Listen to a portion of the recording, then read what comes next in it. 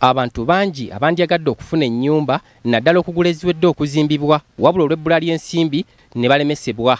Wano banka ya KCB weesinzidde n'erangirira enteekateeka ey'okukwasizaako bannayuganda okufuna ennyumba zino ku kibanja mpola. Oba ofuna musaala kye tugenda okukola kwe kutoolako akasaala paati entono nnyo okusasula installment. Kati kye tukoze nti mu arrangement yaffe nti loan tusobola ogistructuringa olw'ebbanga eddene nga kye twagala nti n'oba ng'ofuna omusaala nga si mungi nga mutono osobola okusasula installment entono. Isaac Mukiibi omukungu okuva mu KCB Bank agamba nti mu nteekateeka zino basobolera ddala okuwa omuntu ekiseera ekiwanvu okusasuliramu ennyumba ate nga bw'agikozesa. Mortgages ne Bulaaya omuntu agisasula n'emyaka 3. So lwaki mu Uganda tubonaabona nga tusasula looni ne kuzitowerera? So tugamba nti looni eya mortgage tegenda kufuuka mugugu gy'oli.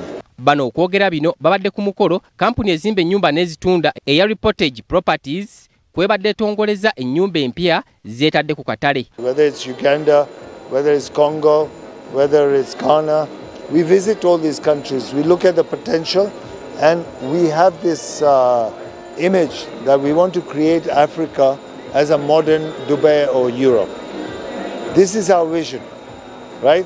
So we are trying to bring quality into these countries where we've been suffering for years. I grew up in Uganda. I grew up during Idi Amin's time. I was here for 2 years.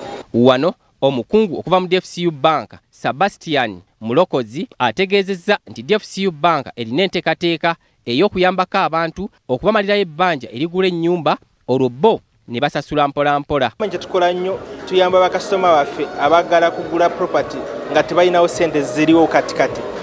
Ekyokulabirako nga project eno wegenda kuggwa nga tolina ssente, kye tukola tukuwa ssente ng'ogula property eno kumala ebbanga eryegenda ku myaka 2.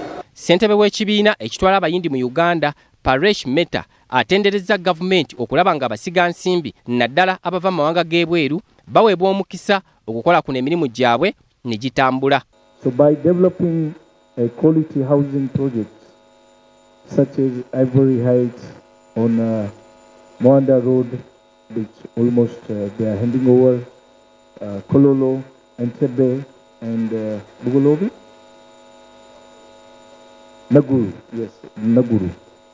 So all are very prime locations, and Reportage is contributing to the well-being of many families and helping turn the dream of home ownership into reality with the help of banking partners and other stakeholders.